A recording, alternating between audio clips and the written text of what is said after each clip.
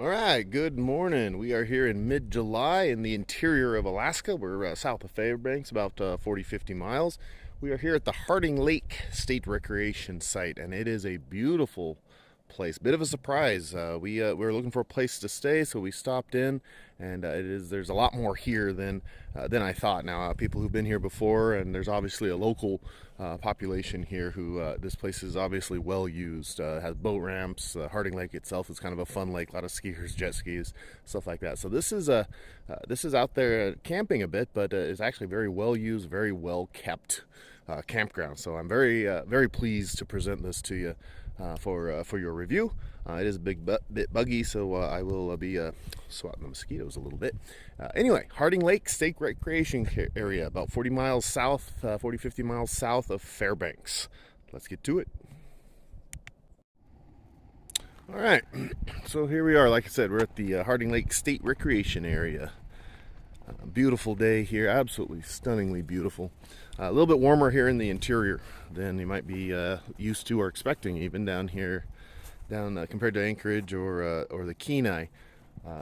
Anchorage, Kenai, they have the Pacific Ocean there that helps keep things about 10 degrees cooler. So this last week's been pretty warm. We've had some 85, 90, low 90s weather, and that's what contributes to the fire danger around here. Okay, so if you're not used to coming up here into the interior around Fairbanks, you might think that Alaska is nothing but cold, but it's not, and fire danger is actually high right now. So definitely, this we'll talk about it later, but this site definitely has, you can have a campfire, and we did, but keep it within the ring. But yeah, fire danger is pretty high. Okay. So Harding Lake State Recreation Area, and this is actually a pretty big place. We're not going to walk through everything here because this is going to be RV focused. We're here at the entrance here, and we came in on the what is that, Coolidge Street, from the highway. So we're right up in here. There's a parking area and a boat launch up here. This is Harding Lake out here. So we got a boat launch over there. We got a day use area, beautiful picnic area, some group picnic areas.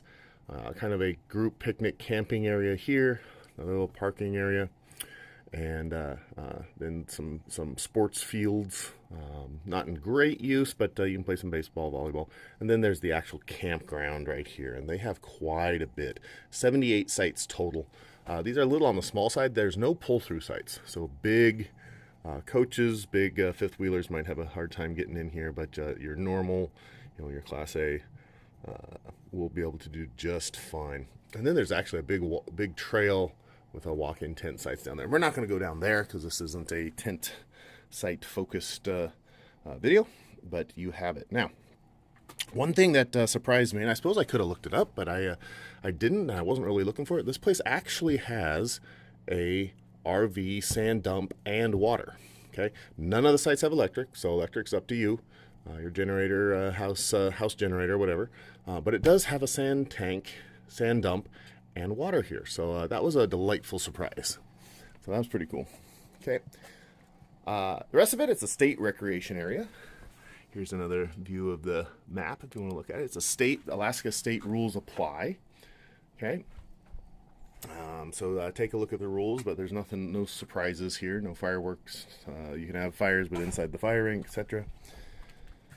All right, fees, $20 per night, $20 per vehicle in the parking areas. Boat launch is $15. We'll walk down to the boat launch here in a little bit, just in passing in case you want to bring a boat down here.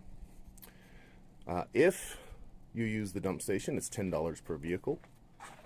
Okay. However, if you're actually staying the night, that comes with the use of the dump station comes with the night stay. So if you just drop by to use the dump station, it's $10. But if you're staying the night, you can use it as part of the package deal.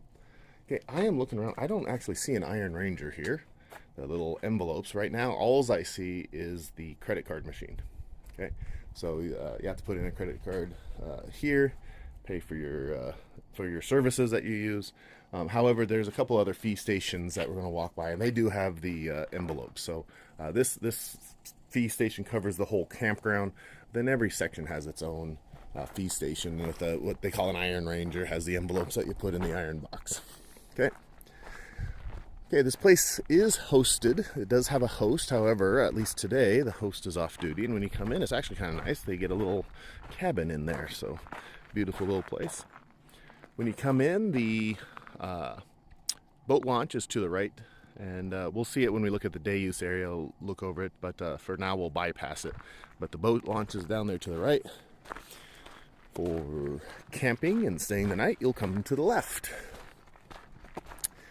And this is a big place, but it's actually pretty efficiently put together, so it doesn't involve any big long walks. Now, I'm not going to walk down every little trail. Like I said, there's a couple tent loops that I'm not going to go walk down because we're not really focused on tents here.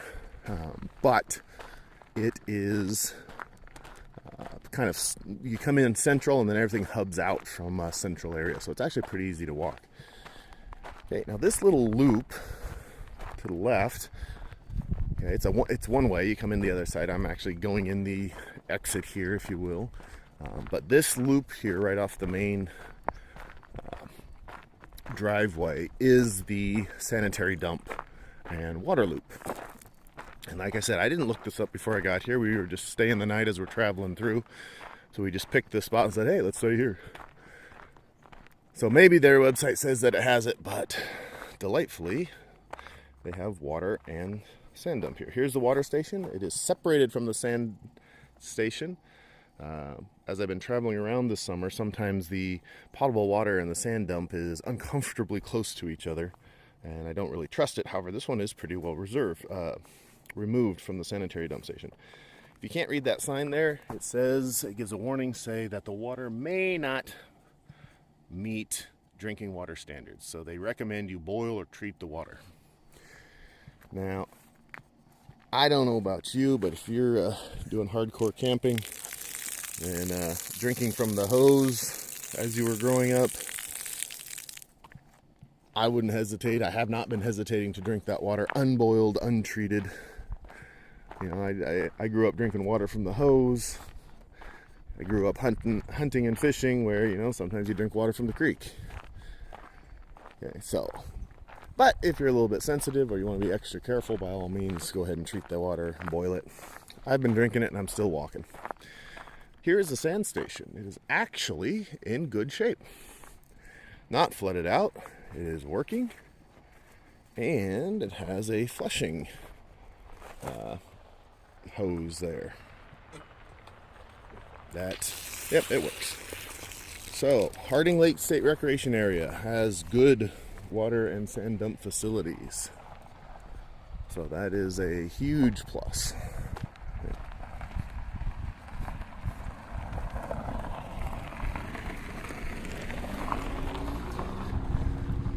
Alright, we have some people driving around here. Alright, so right off this little sand loop, and we won't go walking all the way through it. There's this little parking area. I said there were some sports fields. This is it. Little baseball cage backstop thing over there. You know, it's just a field. Okay, nothing special. A bunch of parking spots and a pit latrine in the back. So if you want to, you know, bring your Boy Scout troop out here, bring your church group, bring your, you know, actually this place would be phenomenal for a family reunion type, you know, large family gathering. But yeah, you can bring some sports equipment and it has some space for that. Okay, we're back off the sanitary loop. The camping is down there to the left, but I'm going to look at this day camp, or this day use area real quick, because it's actually really lovely. Okay, so you come in on the main road, and this is off to the right. Now there's no camping down here. There's an asterisk to that comment. I'll cover that here in a second.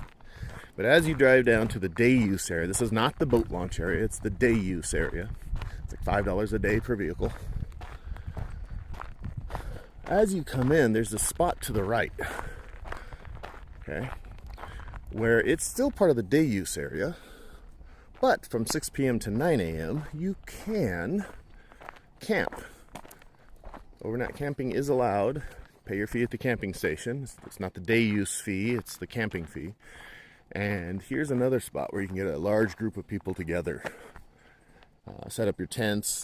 Probably, you know, it has actually parking spots over here. You could actually pull in your RV. Okay, and you can actually have a very large area let the kids run, have your barbecue, your potluck, whatever. So that's kind of lovely. Like I said, this place surprised me. I haven't been here before. I try to stay at new campgrounds everywhere I go, just so I can see what these places have to offer. I started making these videos since they're new to me. I thought maybe they'd be new to you. So we hadn't stayed in here before, so we just dropped in. A little squirrel running off into the bushes there.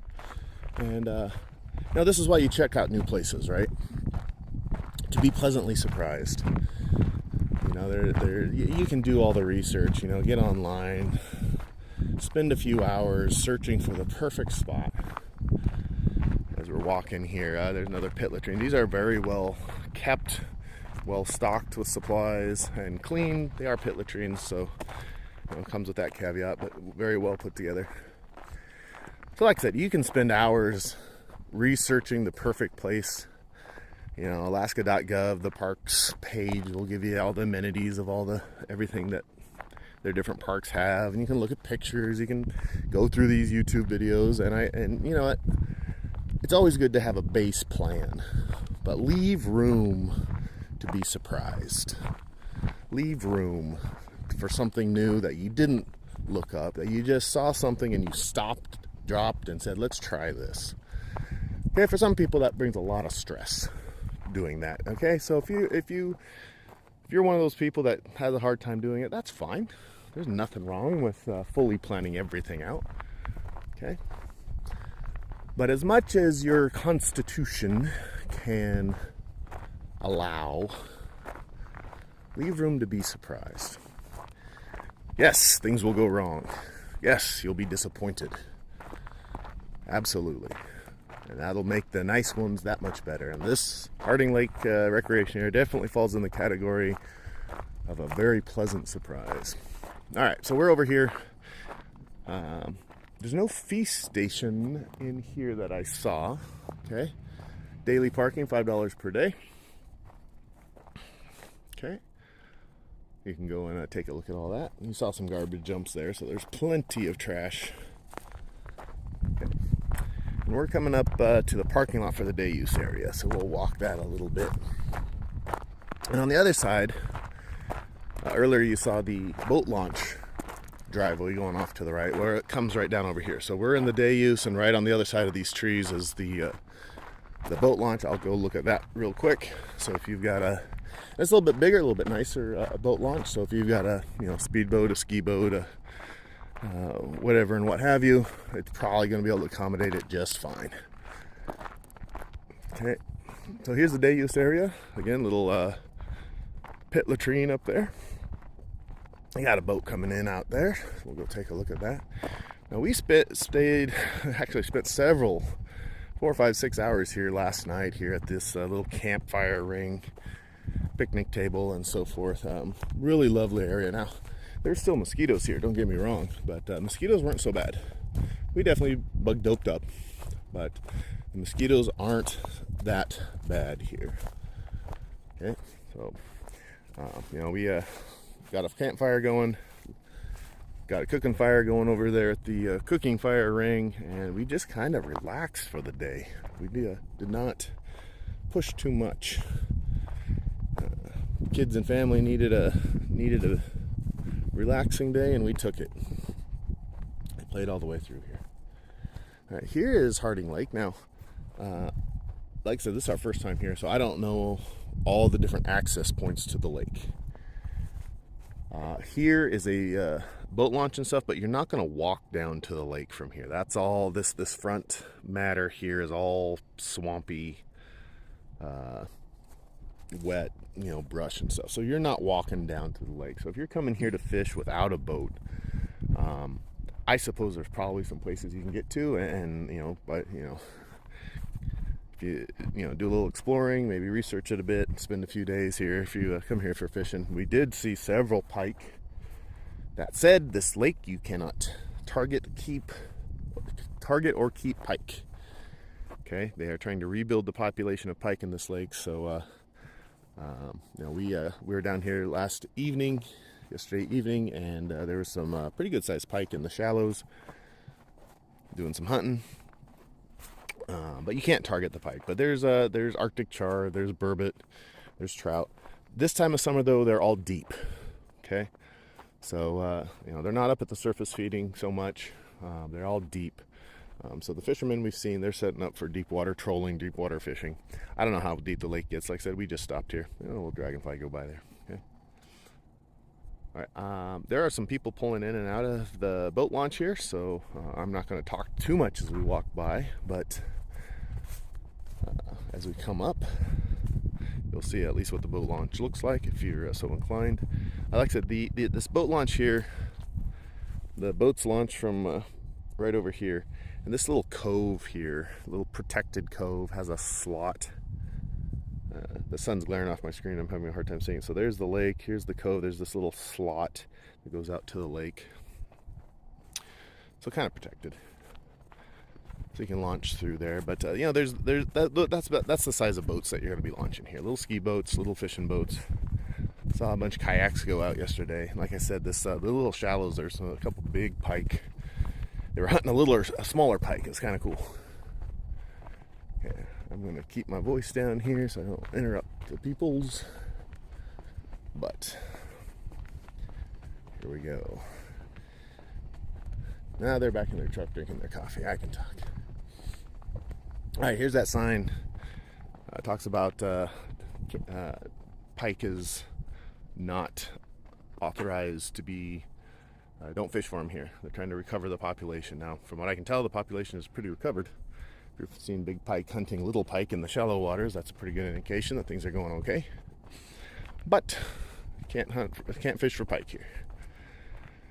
All right, if you're launching your boat, $15 per day. Here's your little Iron Ranger. Fill out your envelope, pay your cash. And then here's the boat ramp. It is paved, so you can back that up right there. All right.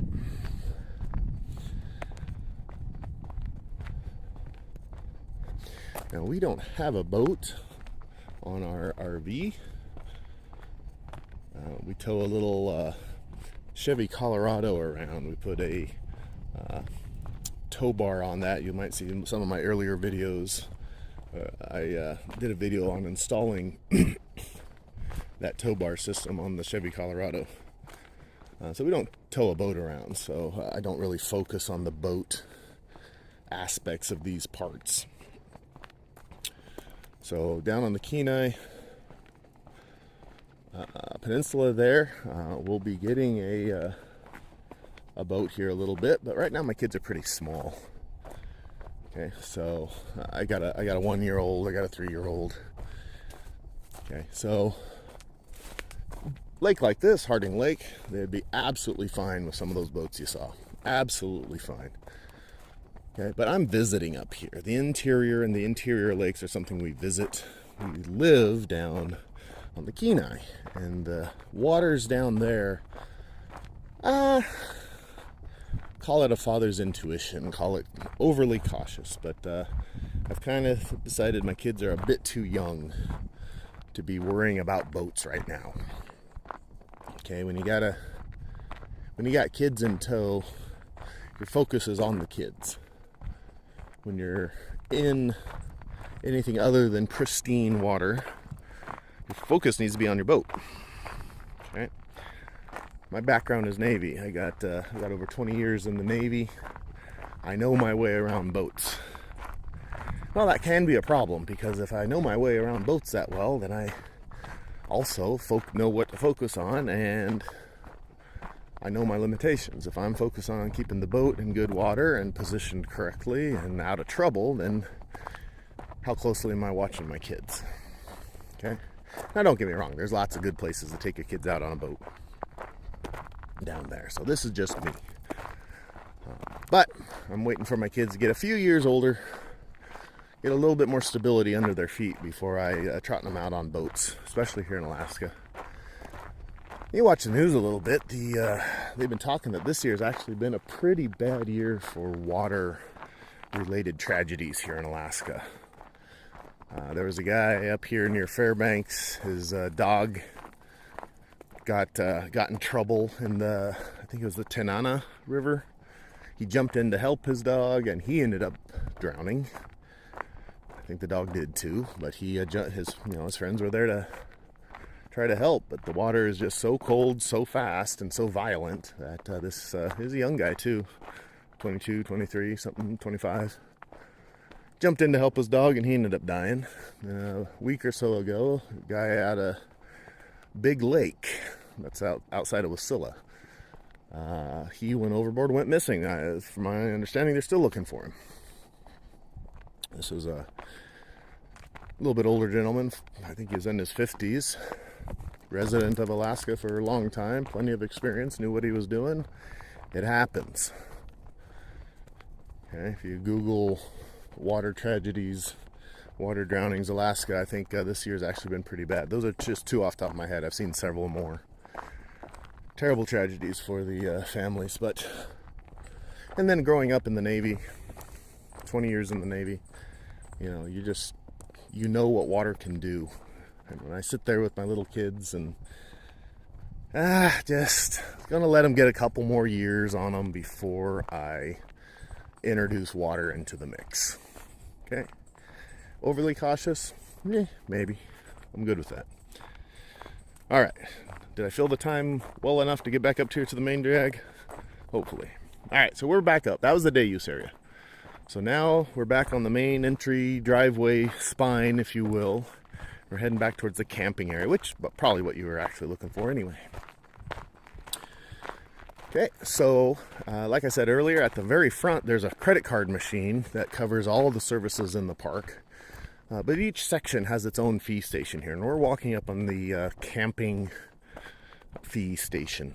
Okay, little Iron Ranger, that's what they're calling these things here. Put your cash or personal check. If you're using a personal check, I would venture a guess on your age bracket. But if you have cash or a check, you can put that in there, put it in your deposit box. And for camping, it's $20 per night. Okay, not too bad. All right, so this is a big loop. It's actually a figure 8. You'll come in here, you go past up here, and you'll go down, and I said at the beginning of the vehicle, it's like 47 sites, something like that. It's actually quite a few spots. Quite a few spots for how empty it is. It is a Wednesday, so I guess it could be expected that it's a bit empty. It's during the week. Okay, I'm not going to go this way, but I did want to point out for the tent walk-in area, there's the entrance for it. It's back there a couple hundred yards. This isn't a tent camping video, so I won't do that. Okay, and then there's another little display kiosk, show you where you are and remind you of the rules. Same thing that was up front, exact same thing. Okay, water pump works. A couple of these, one-armed bandits. That's not the right name for these, of course. That's a Vegas thing, but one-armed water pumps are broken. This one works just fine. Water's good. And I'm not going to walk the whole figure 8 because it's just a figure 8 full of 47 campsites. So I'm just going to walk down here and show a representative couple. Okay. Here's 77. I said 47. I think there's maybe 147. There's a lot of sites here. I don't know if you can reserve here, but there's absolutely no reason to. This place has not even been close to full. Okay. Here's 77, 78. I'm sorry, there it is. Okay, so picnic table. This is a standard. One of the things remember to pack into your list of things to bring is a picnic table cloth. You can get one from the dollar store or something. You can use the table as it is, but there's birds, there's animals, there's inconsiderate people who don't clean up by themselves. Then these picnic tables just get old and dirty. So don't forget the little picnic table. We just got one from the dollar store. We use it till it gets a couple holes in it, throw it out, grab another one. Okay. Again, if you run a campfire, keep it in the campfire pit. Fire danger is a real thing out here in interior Alaska. If you start a fire, put it out. Don't run away. Make yourself safe, but make a 911 call, get some help. Okay. One of the cool things out here, I wandered over here because I saw it, these knots. Okay, don't cut it down to get a sample of the knot there. I think that's a basically a tree fungus type thing that gets going in the tree. I could look that up, but I'll do that later. But there's a bunch of examples of that out here. The spruce and pine gets things going. One thing you might be tempted to do out here is there's a whole bunch of birch. And there's a large population of people who like to do birch bark crafts. Do not come out here and peel the birch bark.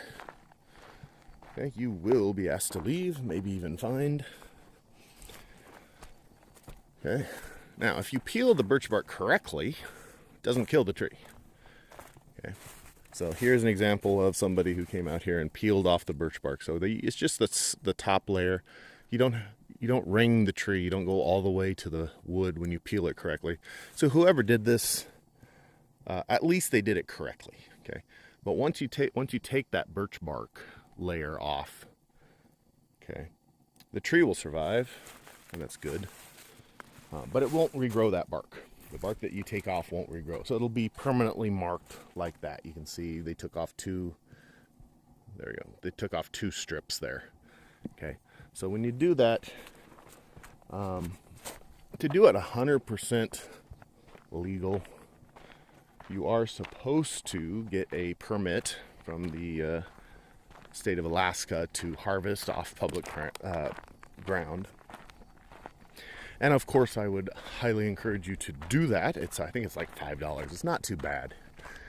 And you can kind of, dial in where to do it. Where to go harvest some birch bark, okay? That's a lot of trouble. I'm not advising you to not do that. Okay, that's the legal way to do that. But if you decide not to do that, at the very least, go somewhere that not everybody else is trying to enjoy. Okay, here's another great example. Right next to the site number 69 here. Here's a couple more birch trees that somebody decided to skin. Okay, the trees survived. That's great. But come on, people. This is not your site. Okay? Other people are out here enjoying themselves. There's plenty of birch trees in Alaska for your birch bark crafts and canoes. Pick up a spot that's not going to intrude on other people's enjoyment of the area. Okay? Look up how to do it right so you don't kill the tree. It's not that hard. You're basically just peeling off that top layer. It's not difficult. I've done it 100 times. If you're going to do it, again, I recommend following the law and going and getting a permit for personal use. But if you don't, at the very least, go somewhere that you're not affecting other people's ability to enjoy what Alaska has to offer. Okay, here's another example of a site, 65. People leave their extra campfire wood here. That's very considerate. You can have a little campfire. Some of these picnic tables out here are wooden, so they break down over time. Okay, and then here is the little pit latrine back in here. Show you another example of those wood. I forget the name. I could go look it up and then reshoot this whole video and sound like a genius, but I forget the name of these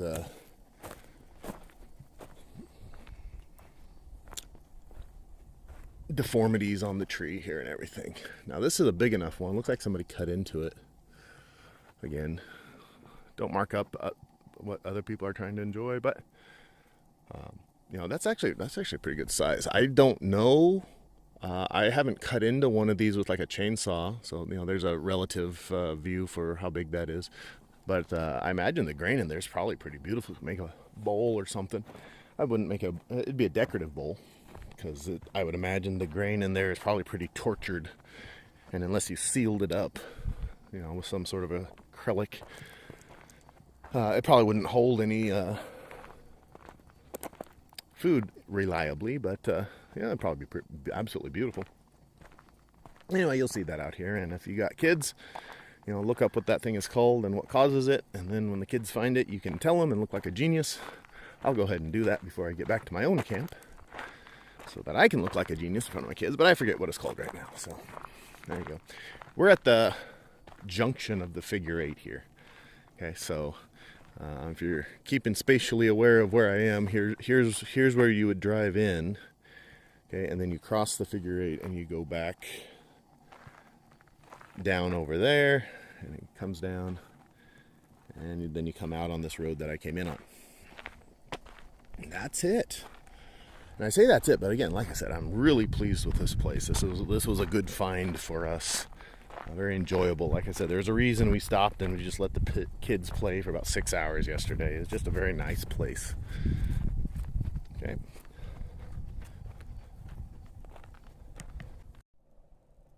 All right, and that is the Harding Lake State Recreation Area. You got sand dumps, you've got water. Be cautious with the water. It's not, they're not guaranteeing that it's potable. I drank it, tasted just fine to me. If I keel over and, I'll tell you what, if I have any gastrointestinal distress, then I will come back and make an edit on this video and say don't drink the water. But as of 24 hours after I drank a bit of it, I'm fine. So but they don't guarantee that, so if you are sensitive or have additional concerns, take their advice, treat it, boil it, be safe.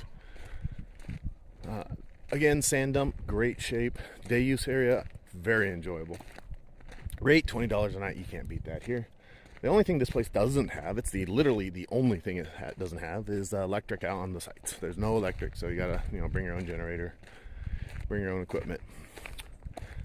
But fishing, again, height of summer here, the fishing is kind of slow here in the interior. If you're down on the salmon rivers and stuff, you're going great guns. But as far as the the trout and the char and the burbot, and, you can't fish for pike here, but other lakes you can. But it's a little bit slow right now. It's height of the summer. They're deep. They're staying away from the sun. But as things start to chill up here in the next month or two, they'll start feeling the winter threat coming, and they'll start feeding with abandon. So we probably won't be here for that, but that's okay. I do most of my fishing down on the Kenai anyway. Coming up here is relaxing fishing, not refrigerator filling fishing. So please stop here. This place is huge, very lightly used, and in very good shape. Hope you enjoyed this video. Please like it if you did. And if you are enjoying this series of camping around Alaska, RV camping around Alaska, if you're getting any value out of it, please consider subscribing to this channel. That means a lot to me. All right, and I will wish you a good morning, and I'll see you next video.